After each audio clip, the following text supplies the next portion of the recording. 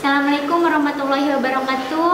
Apa kabar anak-anakku kelas 11? Semoga kalian tetap dalam keadaan sehat dan selalu semangat ya, walaupun kita masih belajar dari rumah. Oke, selamat berjumpa kembali di pelajaran PTKN. Kali ini Ibu yang akan menyampaikan materi ya, biasanya itu oleh Pak Yudi. Sekarang di KD 2 insya Allah Ibu akan menyampaikan materi.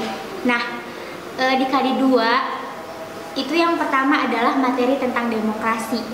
Nah, dengan tujuan pembelajarannya adalah yang pertama itu kita mampu memaknai apa itu demokrasi, dan yang kedua adalah kita mampu memahami klasifikasi demokrasi. Jadi apa sih macam-macam demokrasi itu? Nah, yang pertama, demokrasi. Apa sih demokrasi? Pasti kalian sudah sering mendengar kata demokrasi ya. Nah, demokrasi itu berasal dari bahasa Yunani, terdiri dari kata demos dan kratos ya. Demos artinya adalah rakyat, sedangkan kratos itu artinya kekuasaan. Jadi demokrasi adalah kekuasaan rakyat. Nah, menurut Kamus Besar Bahasa Indonesia, demokrasi adalah gagasan atau pandangan hidup yang mengutamakan persamaan hak dan kewajiban serta perlakuan yang sama bagi semua warga negara.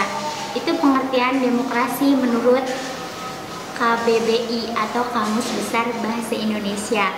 Nah, selanjutnya menurut para ahli, demokrasi itu dibagi menjadi 3. Yang pertama ada menurut Montesquieu. Nah, kata Montesquieu itu demokrasi adalah kekuasaan negara yang dilaksanakan oleh 3 lembaga institusi yang berbeda, yaitu pertama ada lembaga legislatif, yang kedua ada lembaga eksekutif, dan yang ketiga ada lembaga yudikatif. Nah, menurut Abraham Lincoln, ini demokrasi adalah pemerintahan dari rakyat oleh rakyat dan untuk rakyat. Itu menurut Abraham. Yang ketiga terakhir menurut Aristoteles, demokrasi adalah suatu kebebasan katanya ya, karena kalau demokrasi itu kita bebas mengeluarkan pendapat. Nah, sekarang ke klasifikasi demokrasi. Berdasarkan titik berat perhatiannya, bentuk demokrasi itu ada 3. Yang pertama yaitu demokrasi formal. Demokrasi formal adalah demokrasi yang menjunjung tinggi persamaan dalam bidang politik tanpa disertai upaya mengurangi kesenjangan dalam bidang ekonomi. Nah, demokrasi formal ini biasanya dianut oleh negara-negara liberal. Contohnya adalah negara Amerika ya. Yang kedua ada demokrasi material. Nah, demokrasi material ini menitik beratkannya kepada bidang ekonomi. Jadi kebalikannya dari demokrasi formal ya. Lah, demokrasi ini biasanya dianut oleh negara-negara komunis, contohnya negara Uni Soviet, itu negara-negara komunis ya. Oke, yang ketiga ada demokrasi gabungan.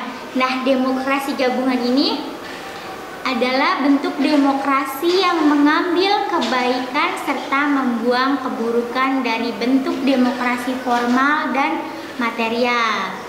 Jadi mengambil sisi baiknya dan menghilangkan sisi buruknya dari demokrasi yang tadi, yang 2 itu, formal dan material. Nah, demokrasi ini dianut oleh negara mana? Negara-negara non-blok. Masih ingat negara-negara non-blok yang tidak memihak blok barat dan blok timur, negara apa saja? Ayo. Ada negara Indonesia, ada negara India, itu negara-negara non-blok. Silahkan kalian dibuka lagi dan dibaca lagi ya. Oke. Selanjutnya, demokrasi berdasarkan ideologi. Nah, Jadi berdasarkan bentuk ideologinya atau berdasarkan landasannya. Yang pertama ada demokrasi konstitusional dan yang kedua ada demokrasi rakyat. Kalau demokrasi liberal atau konstitusional itu adalah demokrasi yang didasarkan pada kebebasan individualisme. Sedangkan demokrasi rakyat itu demokrasi yang didasarkan pada paham Marxisme atau paham komunis, ya.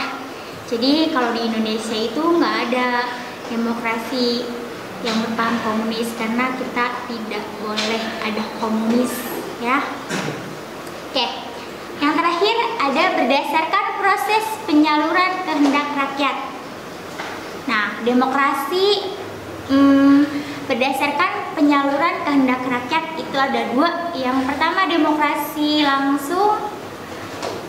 Demokrasi langsung adalah paham demokrasi yang mengikutsertakan setiap warga negaranya dalam permusyawaratan untuk menentukan kebijaksanaan umum negara atau undang-undang secara langsung. Misalkan adanya pemilihan umum, itu termasuk bentuk demokrasi langsung, ya, karena masyarakat bisa memilih secara langsung pilihannya.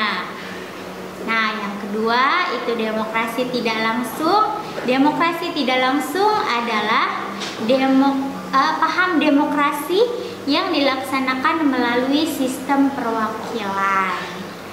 Jadi mungkin kalau dulu kita pakai demokrasi Pancasila,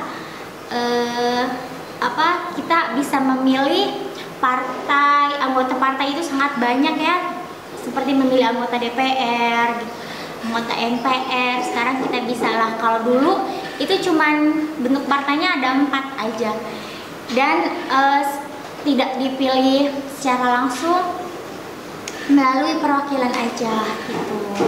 Nah, bisa membedakan, ya, mana demokrasi langsung dan mana demokrasi tidak langsung. Nah, sekian mungkin penjelasan dari Ibu mengenai demokrasi. Semoga kalian bisa memahami dan dapat bermanfaat video pembelajarannya. Untuk tugas nanti pada saat jam pelajaran akan diumumkan. Terima kasih. Selamat belajar, tetap semangat. Billahi taufiq wal hidayah. Assalamualaikum warahmatullahi wabarakatuh.